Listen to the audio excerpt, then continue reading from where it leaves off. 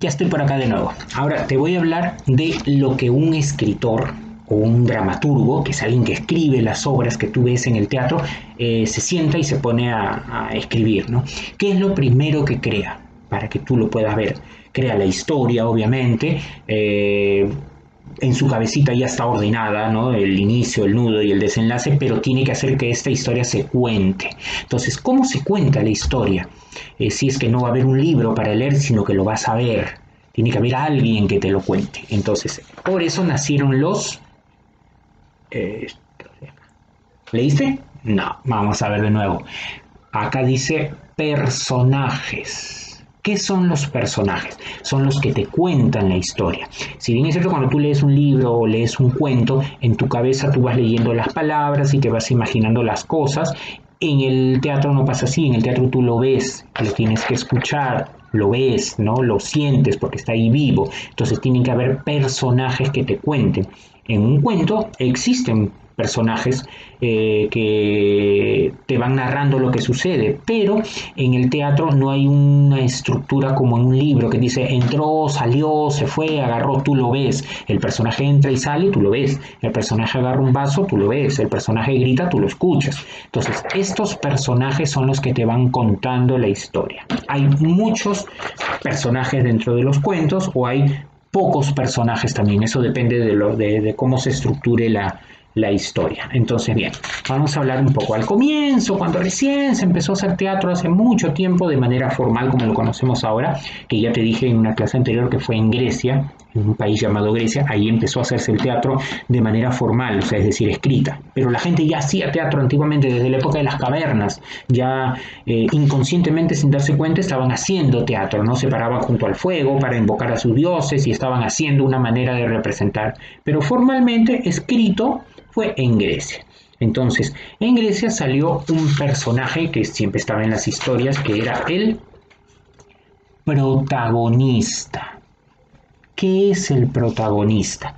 Es, por decir, el principal de la historia, en el que gira, alrededor del que gira toda la historia y es el que hace la acción principal de la historia, ¿no? Es el personaje que siempre, no digamos que es el que más se luce, porque cualquier personaje se puede lucir dependiendo de cómo vaya la historia o el actor que lo realiza, pero es el personaje que hace girar toda la historia, ¿no? Caperucita, ¿quién es el personaje principal? Caperucita. Si nos vamos a la Cenicienta, ¿quién es el personaje principal? La Cenicienta, ¿ok?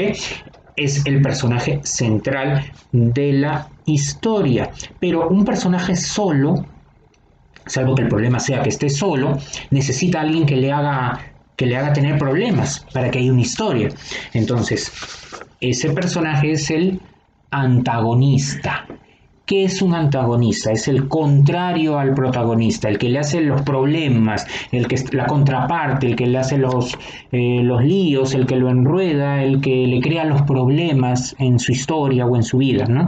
Casi siempre los antagonistas son los que se les dice normalmente dentro de la historia los malos, ¿no? Los que le crean el problema, los que evitan que él alcance sus objetivos, ¿no? Todo personaje tiene un objetivo dentro de la historia. El antagonista o la contraparte que lleva la parte contraria del protagonismo es el que hace lo opuesto, el que trata de evitar que éste lo consiga por diferentes motivaciones, ¿no? Casi siempre son cosas de sentimientos, cólera, envidia, odio, muchos tipos de sentimientos que hacen que este personaje pues quiera que el otro, que es el protagonista, no consiga sus objetivos. ¿Okay?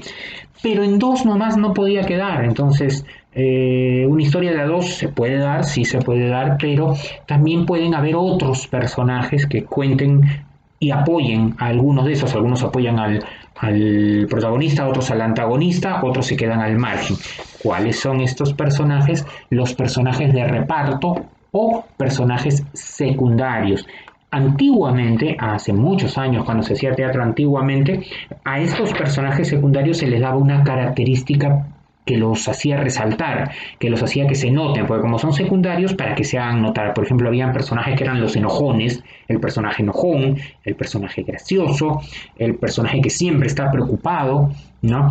Un ejemplo concreto de esto es, tú has leído Blancanieves, cada enano tenía una personalidad diferente. Había un enano renegón, que era el gruñón, un enano inocente, un enano que siempre estaba preocupado. Entonces cada uno tenía una personalidad muy marcada, ¿no? Son los personajes de reparto secundarios dentro de la obra. Ahora hay otro personaje que muchas veces de repente no interactúa con los personajes principales, ni con el antagonismo, ni con el protagonista, ni con los secundarios, pero está ahí. Hay algunas historias que tienen un narrador. El narrador también es un personaje de reparto secundario, que es el que va contando la historia. No todas las historias tienen narrador, es cierto, no todas las historias tienen narrador. Algunas simplemente con tu ver ya entiendes y no necesitas de un narrador. Ahora bien, ¿puede en una historia haber varios protagonistas? Sí. ¿Pueden haber varios antagonistas? También. Entonces vamos a ver, por ejemplo, acá. Mira esta imagen, ¿no? Son unas figuritas de acá. El cazador, que ahí lo ves, la abuela, el lobo y Caperucita. ¿Cuál sería el protagonista? Ella. ¿Cuál sería el antagonista? El lobo. ¿Cuál sería un personaje de reparto?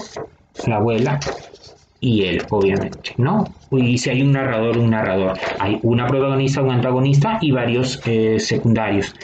Pero ¿qué sucede acá? ¿Nos reconoces? Los cerditos con el lobo. Acá hay varios protagonistas. Los 3 cerditos son los protagonistas. Hay 3 protagonistas y un antagonista, un malo. Vamos a suponer que por algún motivo en la obra de teatro no llegó solamente salen ellos. Sí pueden salir ellos porque como son protagonistas tienen el mismo peso, simplemente se elimina su parte. ¿Okay? Eso sucede cuando hay varios protagonistas. Los otros 2 suplen la parte del protagonista, de que se va a ver diferente y de que puede cambiar algunas cosas y que de repente no se vea tan bien, es cierto. ¿Okay?